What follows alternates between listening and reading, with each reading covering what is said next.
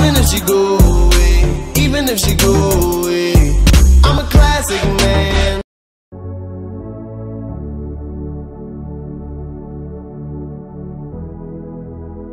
So welcome back to my channel, amazing people. It is your boy Manny and I am back with another video. As you can tell by the title, I'm going to be talking about letting go, moving on and closure. So I'm going to give you guys a definition of letting go. And I got this from Urban Dictionary, and they define it as to let your frustrations, anger, etc. go and not let it stress you out like it has been doing. Letting go means you don't have to stress over whatever you're letting go of anymore. The feelings tied with what you're letting go of may still hold a place in your heart, but it is better to let whatever it is go and get on with your life than to let it hold you down and depress. To be honest, this definition speaks for itself, but I'm going to use my personal experiences to advise you because I know it's easier said than done.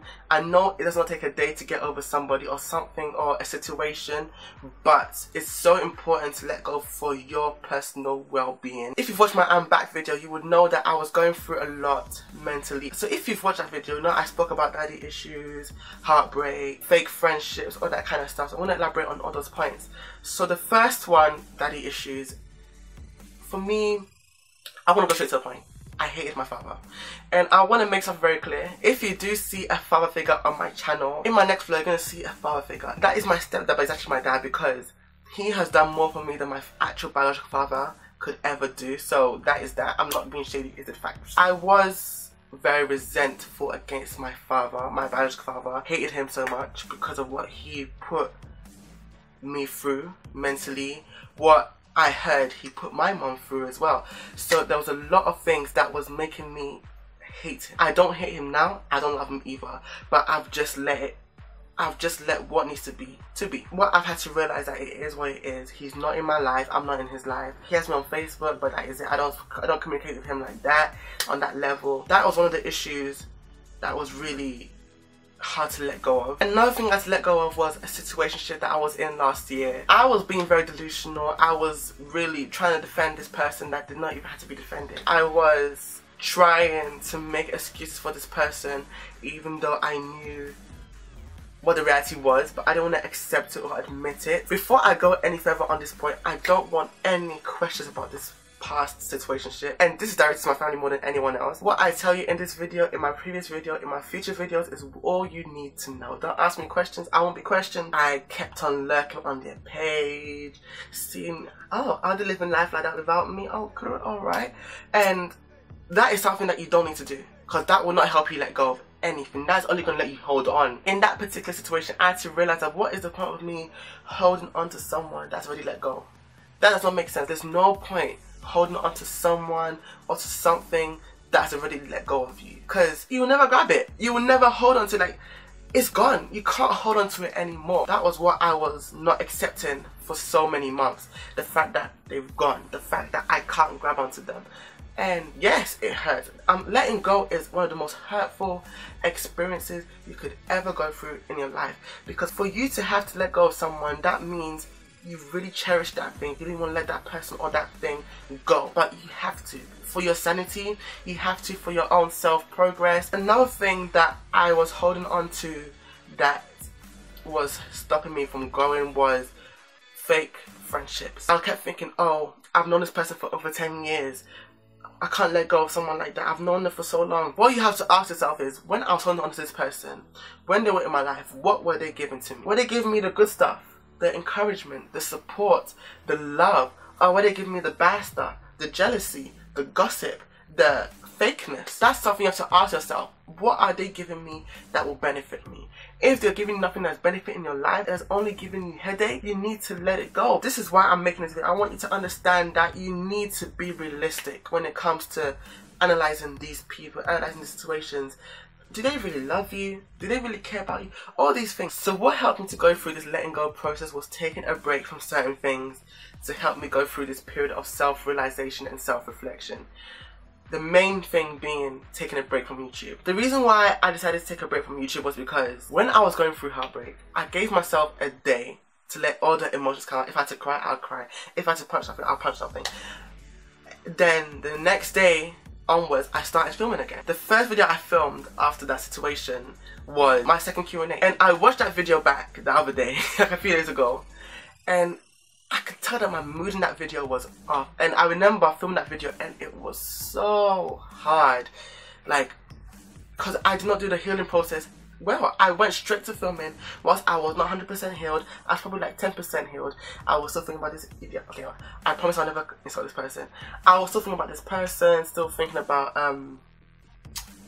the memories, all that shit that I didn't have to think about. So yes, keeping myself busy did help me, but at the same time it did not help me to actually digest the situation, to reflect. It took me almost 10 months to actually deep the reality of the situation, which was the fact that it was not a relationship, it was a situationship. The person didn't love me the way I loved them.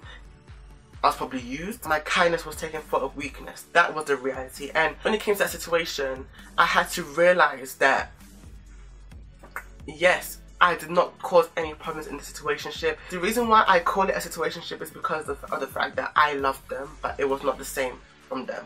You know, so I call it a situationship because it was not a relationship. It only lasted for 2 months anyway. I won't even classify that person as my ex. I will just say it was a person that I thought I knew, but I didn't know. That's a reality of the situation. That's no shade. And I wasn't planning to get personal in this video, but I want you guys to understand the gravity of what I was going through, what I was carrying inside as I was filming. Yes, it's so easy to have a poker face and pretend that everything's okay when it's not okay. That is something I've been doing all my life.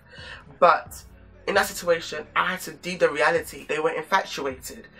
They were just going with the flow, and don't accept anyone that wants to go with the flow. Don't accept someone that can only give you words but their actions don't match. This is not me being shady, this is me being factual. I'm telling you, in terms of my father's situation, I had to use that time to pray about it, to really just ask God to help me forgive. Because forgiving is one thing, especially if someone has done me dirty, if someone has, I hate being lied to. The reason why I have trust issues is because of my father. He is the first person that let me down in my life. But what I had to realize that there's a bigger father out there that will never let you down, which is the man upstairs. All this stuff helped me get closer with God. It really did. It helped me to communicate with God, to ask God to help me forgive, to help me forgive myself. To help me forgive myself. As I said, in that relationship, in that situationship, I did not cause any problems in that situationship, but I had to accept the part that I played. Yes, I allowed this person into my life. I gave them the keys to go through the door into my life. That is the reality. Another thing that really helped me to let go was actually addressing it and speaking about it with people that actually cared about me.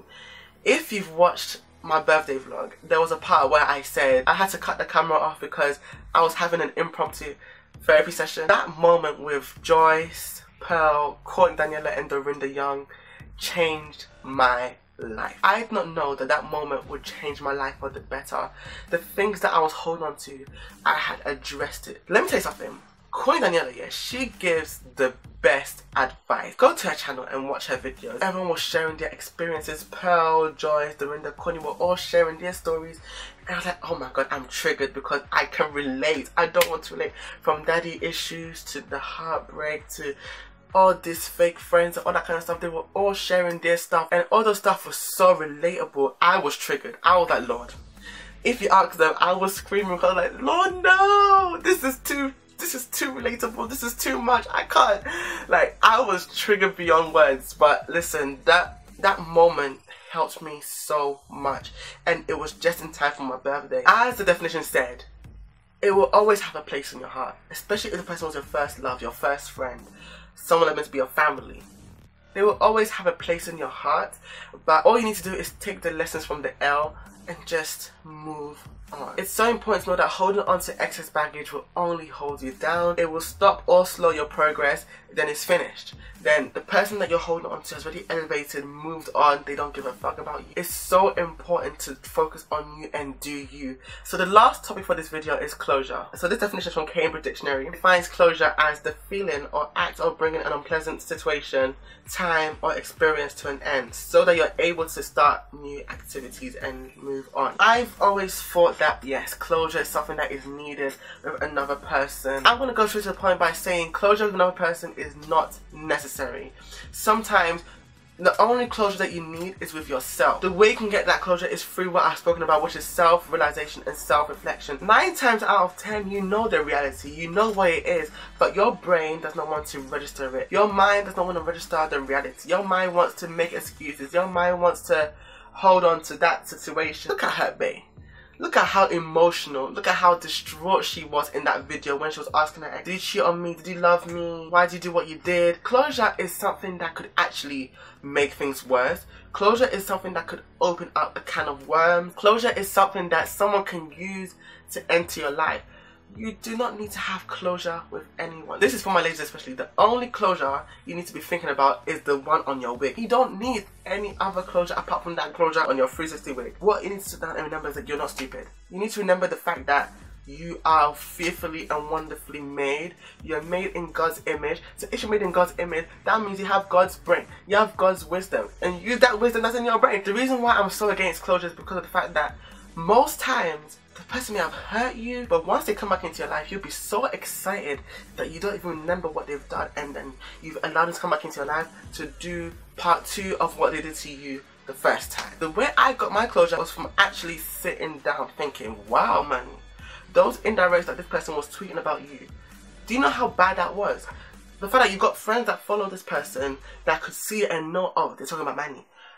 Did you deep that? Did you deep that? Did you deep out how they actually made you feel, how they made you seem worthless? This all links to self-worth. Once you know your self-worth, you will know that this person is trash. This person is not for you times 2. As the back chat people would say. I feel like I was waffling in this video. I apologize if I was waffling too much in this video, but it's so relatable. It's something that I never thought 5 months ago I'll even get to the point where I can even sit down and talk about this stuff without being emotional. So I hope you found this video useful. I want to encourage that if anyone's going through anything, there is so much power in speaking out and just addressing certain situations. I hope that anyone that's going through this process of letting go can find peace and can move on and just have that closure within themselves. So if you enjoyed this video, don't forget to like, comment and subscribe, and don't forget to always do you and be unapologetic.